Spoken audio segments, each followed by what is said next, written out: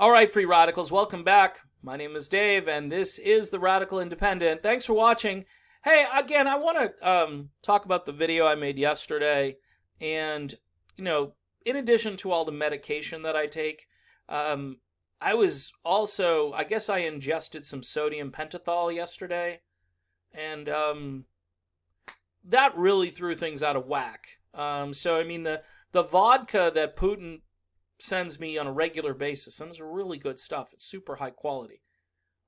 Supposedly it can kill the coronavirus, so I've been drinking it a lot. You've got that, you've got the sodium pentothal, and you've got me just about at my wit's end with all of these commentators, okay, and their little gimmicky things that they do and say, and again, hopefully they'll start talking about me, because it's the only way I'm going to increase in subscribers, because people are going to want to like throw tomatoes at their screen and stuff, and they might not subscribe, and they're certainly not going to donate to my channel, but it would be fun to have more people watching these videos so they can thumbs down them, right? Awesome. Hey, I'm sticking with Tulsi. Bernie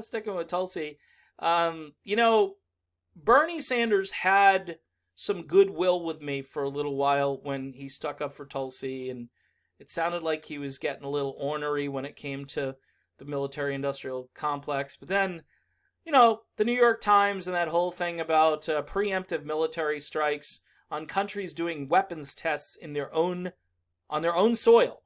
And Bernie says yes, or his surrogate says yes, absolutely. Bernie would definitely be for doing the weapons testing. Really? Look, Tulsi Gabbard has a unique message, and that's why she's staying in. And it's not necessarily about winning. Okay, it could be about winning, because what happens is, Mayor Pete's gone. So who's the only military veteran still running for president, media? Well, you're going to hear reports, well, the only military veteran who's running for president has Really? What about Tulsi Gabbard? You really going to get away with this again? You'll probably see that, and I'll just shrug, because the blackout is crazy. And what people who like Bernie Sanders should be doing, just like they should be doing on Russiagate, but they're not, because they smell blood in the water. Ooh, we could really get this nomination if they don't take it from you. My prediction, by the way, is they're still going to try to take it from Bernie. I don't know if they're going to succeed, but the reason Mayor Pete is out, consolidation. I heard he spoke to Jimmy Carter, of all people, and Carter, being the super elder statesman, probably said, look, Pete, you're a nice guy and all. Go run for Senate. Go run for governor. Do something that's a little bit larger than, mayor of South Bend. Bloomberg, yes, he was a mayor, but it was of, a city that's bigger than some countries. So Bloomberg can at least say that. Pete is, it's not your time, Pete. People, if they wanted platitudes, okay, they would vote for platitudes. But it didn't work for Beto O'Rourke, and it certainly is not working for Mayor Pete. But a bigger reason Pete is out is because that vote needs to be consolidated, and those delegates that Pete has already earned, and he may get a couple in California, by the way, too, because early voting and so forth, those delegates are probably going to go to either Bloomberg or Biden. It depends on who comes out of Super Tuesday looking better. Biden has a little momentum after South Carolina. Bloomberg, though, still has more money than most of the planet, so he can do whatever he wants. All of that is over here, and it's just a big fat distraction, and it's what the progressive media likes to just cover and cover and cover and illustrate how bad these people are. All right? Meanwhile, you've got this candidate running here who you could break down this video that she did yesterday, this town hall meeting, and there's so much substance. There's so much that got said here that doesn't get said anywhere else. This is a unique candidate, and I'm hoping she'll stay in right to the convention. Look, in a general election, all right, if it's Bernie against Trump, if that's the way it shakes out, it might be Bernie for me, but it might not. I don't know. I don't know. And I know a lot of people are saying, well, this is stupid now. You're just being stupid. You have a chance to beat Trump and you're not. No, I don't know. I don't know. Here's why I don't know. Again, Donald Trump is to the left of Bernie Sanders on stuff like the North Korea weapons test. He's actually to the left of Sanders. Sanders is to the right of Trump on that issue. And that's a big issue. That's a big progressive issue. Now, if you truly want to solve, and again, this is like, gee, I want to solve climate change. Well, you can't do it if you're doing preemptive strikes on countries doing weapons tests. Now, they shouldn't be doing the tests, but, you know, your mom said 2 wrongs don't make a right, and she's still correct about that. All right, and it's madness. It's madness that these are our choices. Sorry. I'm just fired up as usual. Tulsi Gabbard, okay, is just nuanced, but she's articulate. She's getting better, by the way. I watched this event yesterday, and I saw a woman, and I posted this. I'm like, she's on fire. She's just answering these questions.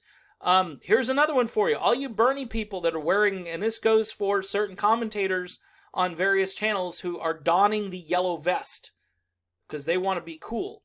Hey, I'm going to go wear my yellow vest. You know what they're doing, right? The yellow vest, what they're doing is they're throwing like rocks and Molotov cocktails and so forth. That's not, doesn't sound like Martin Luther King to me. So guy got up during this event and he said, okay, you know, we tried the peaceful way of doing things. I'm a big fan of yours. I almost went to the Bernie rally, but I came here instead and I'm glad that I did. However, when's it time for us to put on the yellow vests? Folks, this reminds me a little bit of like 1968, if you do your research and your history, where you had this movement, and it was a self-righteous movement. It was a peace movement, but then it was taken too far, where all the violence and stuff started happening in the cities. By the way, if I live in Milwaukee, Wisconsin, right now or nearby, I'm thinking of maybe putting my house up for sale. You know, I mean, just really? I mean, what's going to happen in Milwaukee if this doesn't go the way it should? I mean, they better, I mean, I hate to say it, and this is the only place where I think I would say this is, I'm hoping that maybe the military might be on standby because there might be some people that are going to get hurt. Okay, because this is the mentality. It's the yellow vest movement, and Tulsi, by the way, just swatted this away and talked about peace. Folks, you can't be advocating for peace abroad if you're not advocating for peace at home. Simple concept. Oh, well, I'm for peace. I want us to bring our troops home, but I want a revolution where things get burned down here in the United States. What? So, again, she's very consistent. Says, nope, aloha means aloha. It means we do this peacefully. It means we do this at the ballot box. It means we work harder to convince our fellow citizens. But there's so much anger that is fomenting. Okay? And the fomenting it's way up here now. And it's almost like it's a brush fire that's out of control. And it's mostly, sorry, I gotta say it, it's mostly over in the Bernie Sanders movement. Mostly.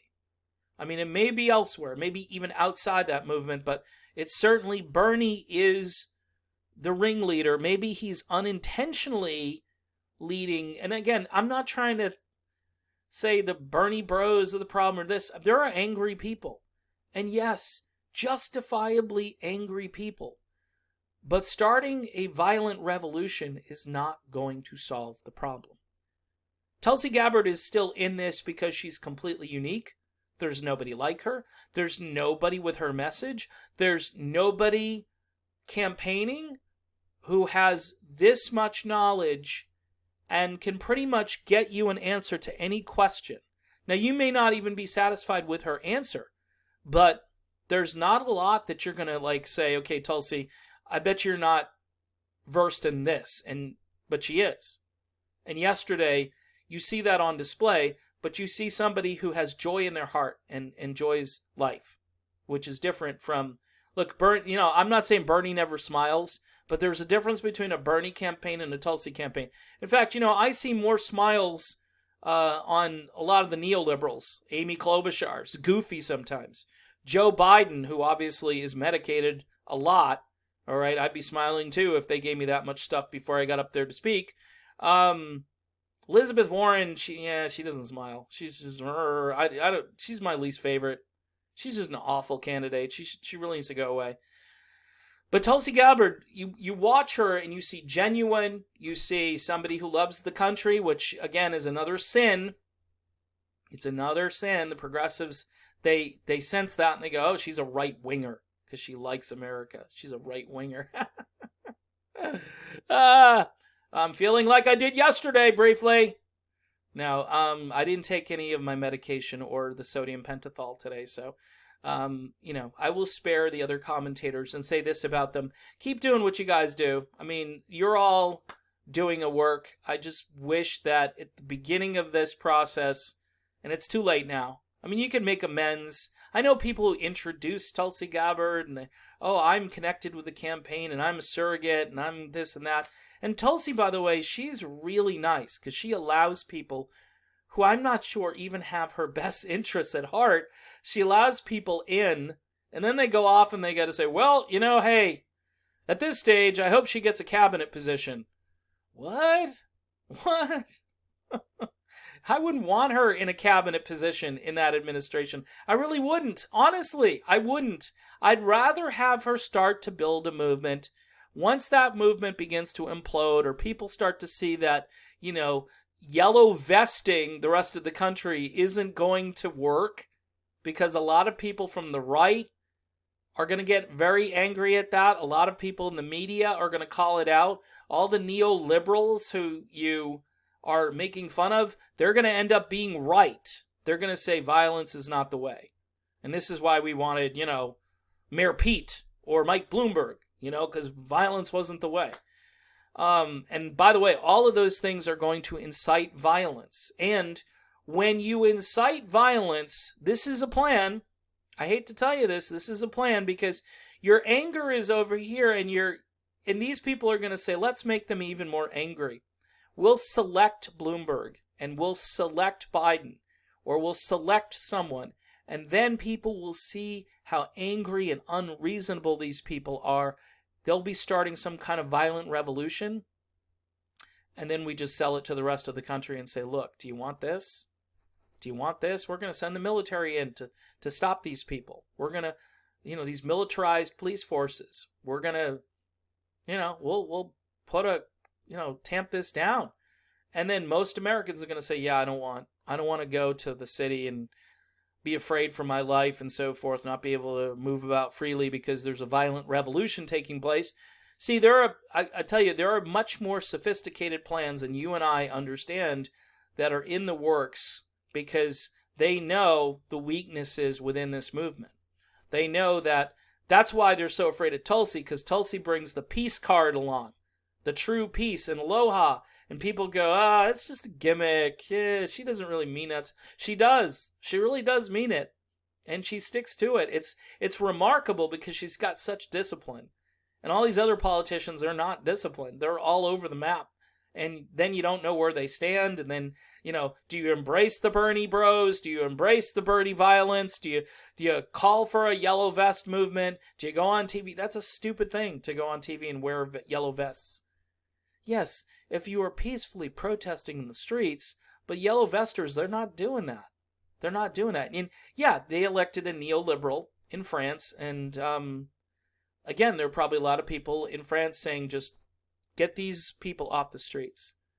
Because what it does is it proves to the rest of the country, the apolitical types, to say, no, I don't want that. Government's got to come in and fix this problem, get these people out of here. And then you get all kinds of constitutional violations, at least here in the United States, and people give up more of their rights and freedoms because, you know why? Because violent people, self-righteous violent people say, well, this is what we have to do now because nobody's listening to us. And then you ruin it. You ruin it for yourselves. 1968, you ruin it. And then that movement gets squashed. Then you get Richard Nixon. Authoritarianism. You get Michael Bloomberg. Same Nixon, Bloomberg, same thing. Same thing. Biden, who will be guided along by all of the establishment, even though he isn't coherent enough to probably formulate a policy himself. he'll be doing the bidding of, all of the multinational corporations. And your rights and freedoms, again, will take a back seat because a bunch of people became violent. So that's why Tulsi Gabbard is here.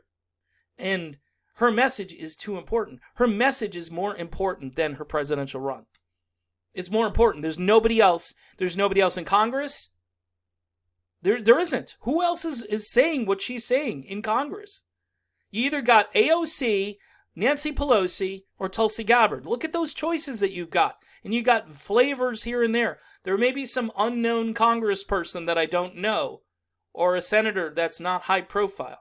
I know Justin Amash is out there, but even he was buying into Russiagate and all this garbage to some degree and rattling his constituents. Oh, I'm against Trump. Well, you got to be against Trump for the right reasons. Tulsi Gabbard actually had a censure motion that could have been an impeachment motion, but instead, they wanted to make something up so they wouldn't all be held accountable for their own war crimes, because that's exactly why they went the route they took, thinking that they could dupe everybody into thinking stuff happened that didn't. Phone call to Ukraine isn't impeachable. It's not. Withholding military aid from a country is not an impeachable offense. And if it's a quid pro quo, you do what we want you to do and we'll do this for your country. How is it that sanctions on a country don't make for an impeachable offense? It's just insanity. All right, I'm done. Tulsi's the best. She's going on. Sorry, progressives. They're going to be maybe it's a small group of us. Maybe it's that 1.3% of us that voted in South Carolina for Tulsi Gabbard. That 1.3 is going to grow as other campaigns drop out. And as people get fewer and fewer choices, they're going to hear this choice and go, holy crap, where's she been? She's still out there? Because the media blackout's very effective. But it's not 100% effective, because then there's me.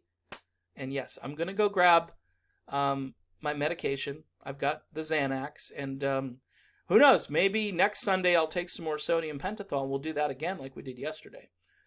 All right, people, don't forget to subscribe. I've lost 30, net 30 loss on the subscriptions. If you could subscribe and also hit the bell for notifications. David J. Spuria at gmx.com. If you want to do a one-time PayPal donation, I want to thank those who actually gave yesterday. They saw that video and they felt really sorry for me. And so they sent money my way. And some of that money last night, actually, I sent to Tulsi Gabbard. Because this inspired me so much that I figured, why not? I mean, there are people giving. There's this one gentleman on Twitter who gave up, a dinner with his family and said, hey, $40. I'm going to just donate that to Tulsi. This message is more important than her presidential run. See you soon.